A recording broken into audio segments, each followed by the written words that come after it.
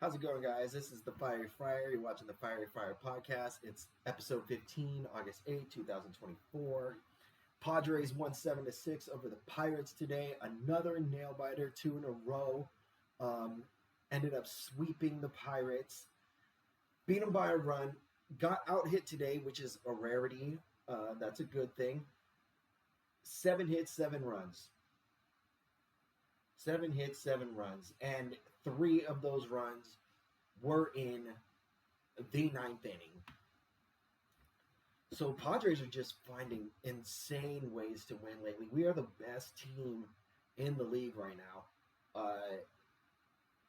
We just bumped up ahead of the Diamondbacks. To be fair, the Diamondbacks haven't played today, but they are playing Philly today, who, to be honest, are not doing very well. They're 3-7 in their last 10 games. They are on a 2-game winning streak, though. So Arizona plays their next 4 games against Philly. Our next 3 games are against Miami. And then we're going to play the Pirates again at home. So our chances are looking good. Everybody's in the race. The Braves, last time I checked, they were losing. It was 14-7 when I checked. I'll get you. Now they're losing. They lost 16-7. 16-7. The Braves are losing it in every sense of the phrase. So, and we know what it's like to play with injuries. I can't sympathize too much with teams who are missing players. We've been missing players all year and finding ways to get it done.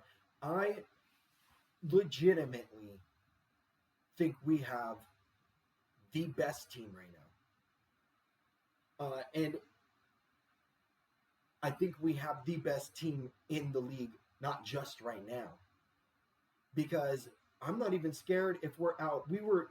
Profar got hit in the knee yesterday. It looked pretty bad. Tried to stay in there, but he couldn't. I mean, he was hobbling around. I thought he was going to be out for a while. They said X-rays came back negative. I thought they were just being nice, saying that. But he was back in the lineup today, and guess what happened? His first at bat, dude gets hit virtually in the same spot. Luckily, a couple inches higher in his thigh. I mean, it was insane. It was as if they were pinpointing to hit him. It wasn't on purpose, but it was crazy. Just as crazy as when he got hit by Gore. Just like those circumstances, you can't control it, and we're not going to ask you not to pitch inside, but just try. I mean, try not to do that one thing. And they did that one thing. So, and then he got hit later on in the game too, and he was kind of upset about that. I mean, look, you're getting hit by professional pitchers, 95-mile-per-hour fastballs or whatever it is, and I don't care if it's not intentional or not. You're getting sick of it. I mean, I go to both sides of the plate, and you guys are hitting me each side. I mean, does that have anything to do with me being an all-star? All these things come up in your head, you want to beat us, so you're going to take me out. Now, I don't know if any of that's true, but that's probably what it feels like for Profar. Arise kind of runs over. He was on base, tells him to calm down a little bit because, we need you. We need you, but we feel you, but we need you. So, we are now 64-52.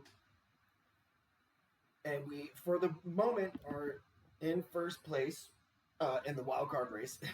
Not in the division, but we are narrowing in on those Dodgers. Okay? We're 3 games back, or actually we're less than 3 games back from LA, who lost to Philly yesterday. They have the day off today. Like I had mentioned, the Braves lost. We have 6 straight series wins. We just swept the Pirates. Okay, we didn't face Skeens. We swept the Pirates. That's not going to matter at the end of the year when you're looking back. Swept the Pirates. Skeens, bring them on.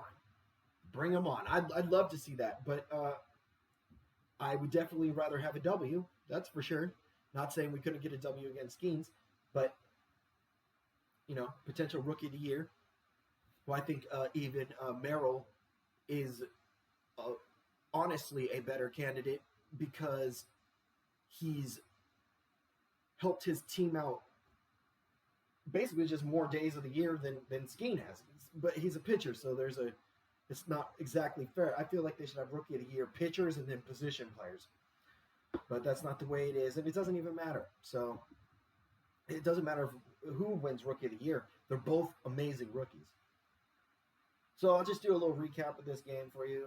Top of the first, Profar's hit by that pitch in the same spot. Machado, as if written for a movie, always backing up his players with like on the baseball field.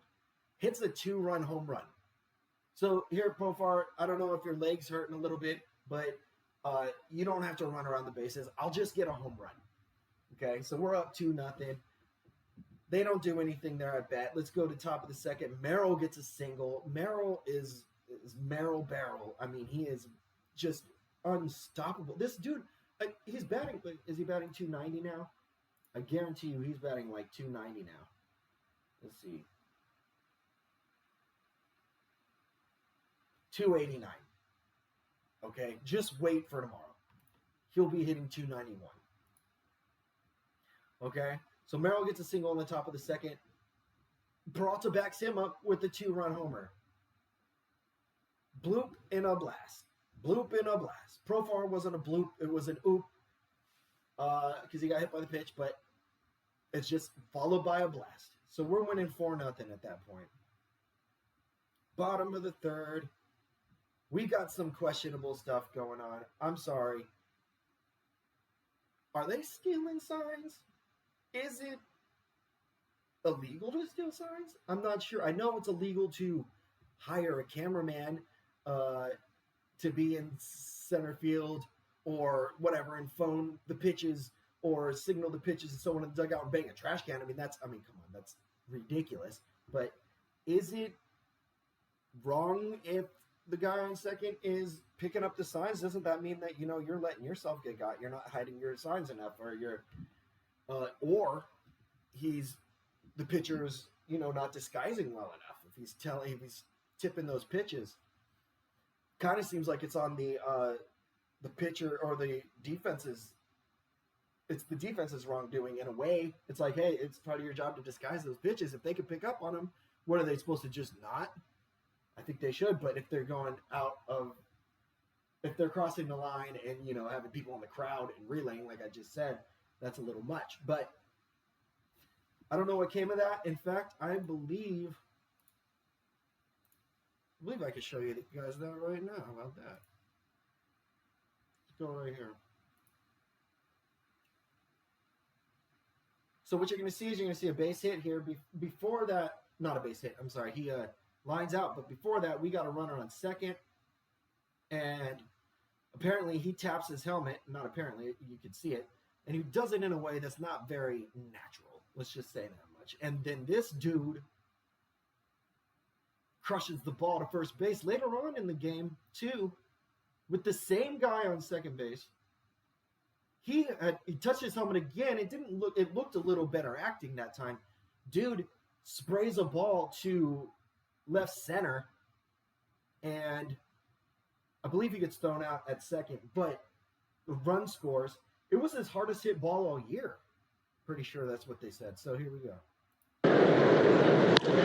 Broken bat liner, caught at first, and Arise took a look towards second. No throw, though, as Cruz retired on the broken bat line drive to first base. 2 down. Did you see what Reynolds just did at second base? Right before that pitch, he tapped his helmet. I mean, it was clear. I don't know if he's trying to maybe give signs or location. Right hand, tapped his helmet. Yeah.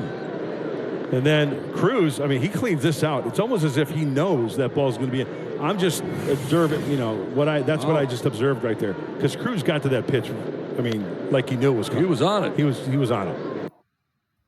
So let me tell you, if you're not a San Diego native, our announcers, other than being hilarious, are very honest. I mean, if anything, they under-announce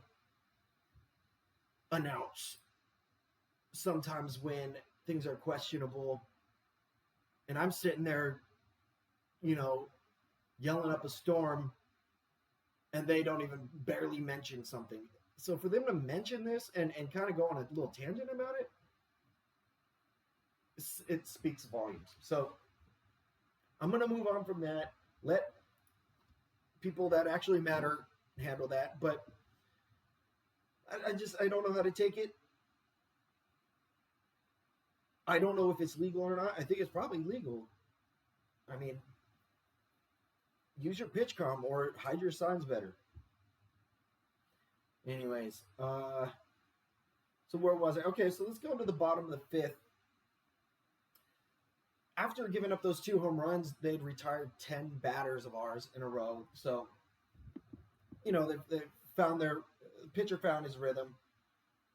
But bottom of the fifth, they walk Higgy. That's the first runner on in a while in 10 hitters. Arise singles to center. Profar gets on a fielder's choice. Arise gets out at second. So, and then we got first and third for Crony. But there's 2 outs. He ends up fouling out. But we kind of break that streak of, okay, now you've got our ticket and we can't hit you. Anyways, bottom of the 6th now. That's when we had another bottom of the 6th?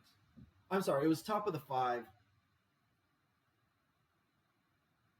It was not bottom of the 5, it was top of the 5, the previous Higgy walking, Arise singling. That was top of the 5. Come to bottom of the 6, we got another instance of sign stealing. I'm not going to show you that one. A potential sign stealing. We got the same runner on second, like I said. They hit a hard line drive. Get an RBI out of it. Then we bring in Edwards Jr., who I don't believe we've seen before. And not a great outing. I'm not going to lie. It was a bad outing. He gets a pass. He throws a pass ball, a wild pitch. A run scores. Then he walks his first batter. Then De La Cruz gets an RBI single. 6 pitches. There's already 2 runs. Walks the next guy. They take him out. Good call. Matsui comes in. I believe the bases are loaded at this point. There's 2 outs. And there's a ground ball to Machado, who,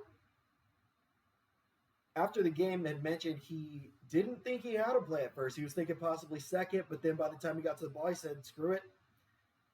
And throws him out by this much, man. Throws him out. And the Pirates, naturally, I think, would have challenged it, but it looks like on the replay that he was out. But they couldn't challenge it because they had previously challenged an out call at second base, I believe it was, and they lost that challenge. It's kind of a stupid call. I mean, these challenges, you get to see the play before you decide if you want to challenge or not. So it shouldn't ever be obvious that you're going to lose that challenge. Anyways, the score is 4-3 at this point. Okay. So bottom of the 7th, Matsui gives up a 2-run jack. Scores 5-4 now. Or 4. The Padres are losing 4-5. So the bullpen at this point, even though Vasquez, 3 of the runs were earned, he didn't put those runners on. In my opinion, the bullpen was the issue at this point of the game. If we were to lose at this point of the game, okay? If you have any health issues, you do not want to watch this series because this was a nail-biter, anxiety-triggering, nightmare dream paradise. It was crazy. It was crazy how many comebacks and then losing that comeback and then coming back again and then losing that comeback. And just wait until the last minute and don't sleep on these Padres. Don't sleep on these Friars, man. It's hard not to be fiery this season. Top of the ninth, Chapman's pitching. No, he's not pitching. Top of the ninth, they brought in Bednar again. Chapman came in earlier and he did a good job. He should be their closer. I don't know what the hell they're thinking. Dude throws 105. Bednar's pitching, so he gets to face Merrill again, who got not the walk-off, but got a home run off of him the night before to keep the game going. So they say, hey, give him another chance. Anyways, Bogey singles. Merrill comes up, walks him, scared to pitch to him. Boo. Okay? If you're scared to pitch to him, then don't go out there in the first place, man. Peralta strikes out. Not a good at bat. But he got a home run earlier in the game. So, I'm not mad about it. Anyways, Kim walks. Very good walk there, I thought. Higgy, here it is. Here's where reality hits, it seems. Higgy grounds the ball to second base. They're going to get a double play. Dude throws the ball to the shortstop at second. Shortstop overthrows first base. 2-run score. 2-run score. It's 6-5 Padres. Wow. Let's add to it. Arise comes up, RBI double. Smacks the ball. Arise doesn't smack the ball. He smacked this ball. Okay? Who comes up after Arise? Profar. What happens to Profar? He gets hit again. He gets hit in the foot. This time he's kind of, talking a little crap to the catcher. The catcher wants to, you guys can understand where Profar's coming from here. Like, could you just stop hitting me? Like, stop. I don't appreciate it. I know what you guys are trying to do. Even though it's probably not true. I'm sure it was an accident. Why would you do that when you're trying to win the game as the Pirates? Whatever. Solano comes up. He strikes out. That's the end of that inning. Bottom of the ninth. Suarez comes in. Gives up a hit. And it goes to the outfield. There's kind of a mix-up in the outfield. I think a bobble or something. And so the runner wants to run to second. I think it was Merrill who threw the ball. Solid throw. Arise is playing second base. It's not normally the case. Okay? I feel Crony should stay at second, but I'm not the coach. Whatever. Arise doesn't even have... He gets what he thinks is the ball. Squeezes it. Tries to tag the dude. The dude comes off the base. Game over, right? No. Not game over, but, that's an out, right? No. Lo and behold, he doesn't have the ball in his hand.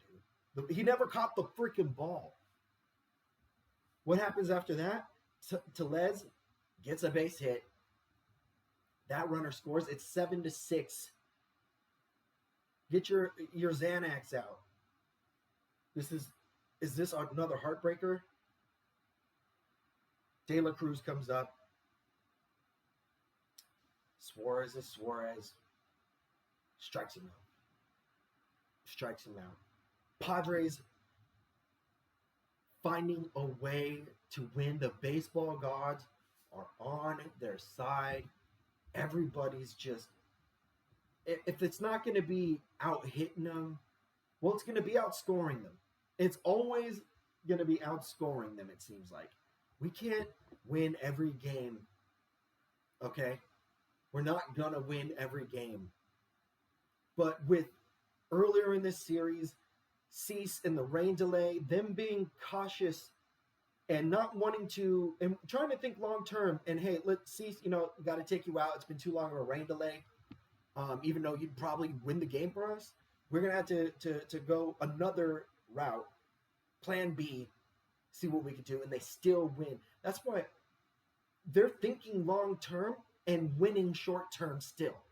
So I got confidence in Mike Schilt, big time. Mike Schilt came into this clubhouse beginning of the year and instilled a vibe Mike Schilt should have the biggest VAR. Okay, vibes above replacement. Mike Schilt should have the biggest VAR. Because, and that's not, I'm not trying to knock,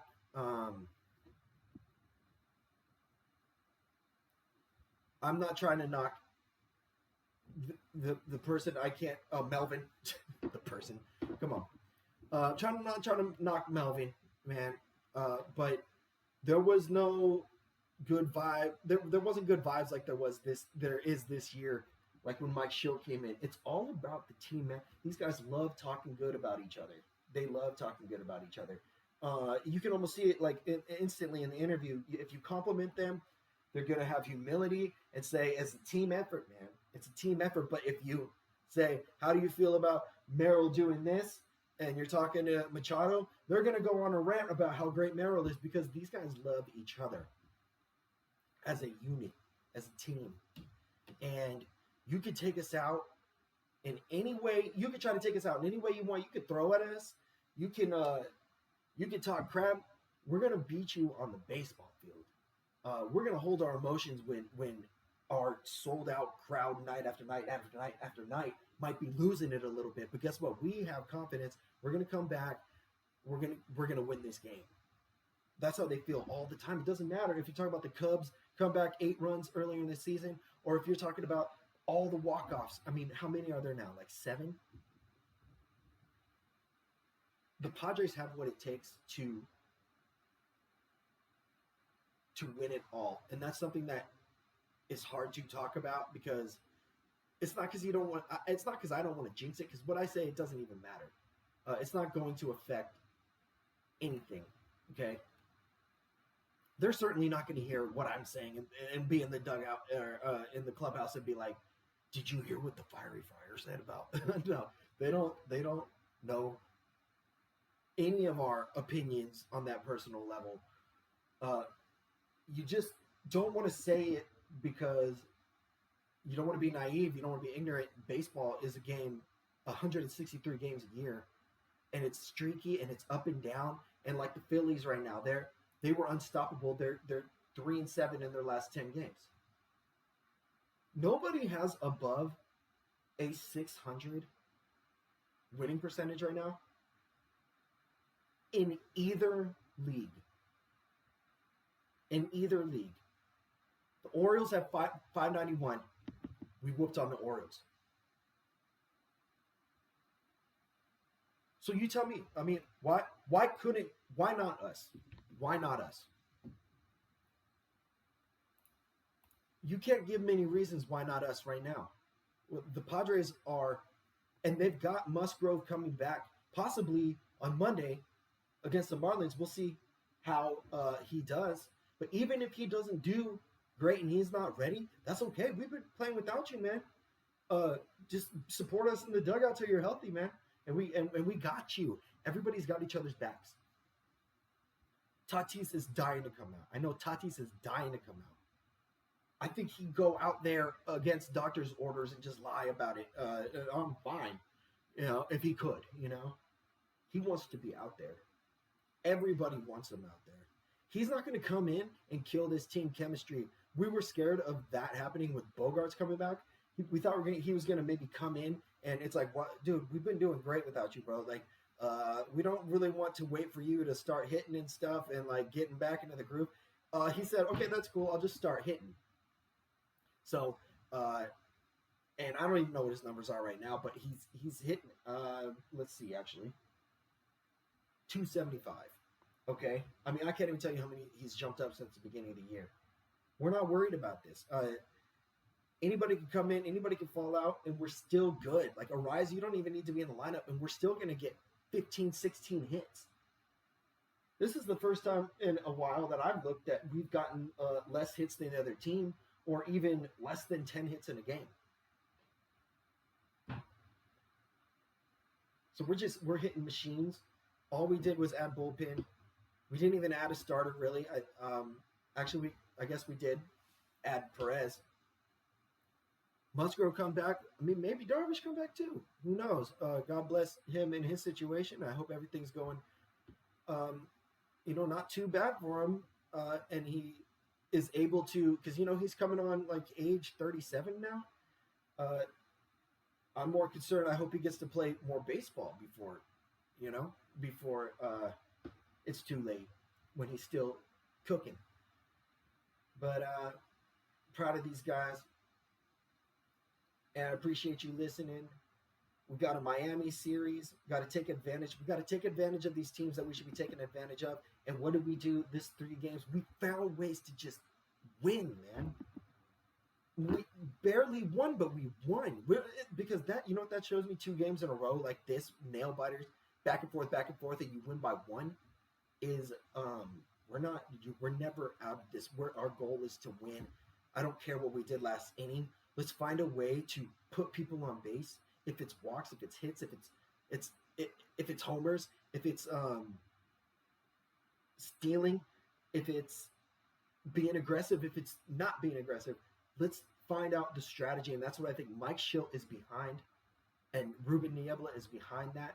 And we've just got an amazing staff, and I think we're doing it for Peter Seidler, and I think he's looking down and he's giving us love, just like in '84 when they were wearing the Ray Kroc emblem and they went to the World Series.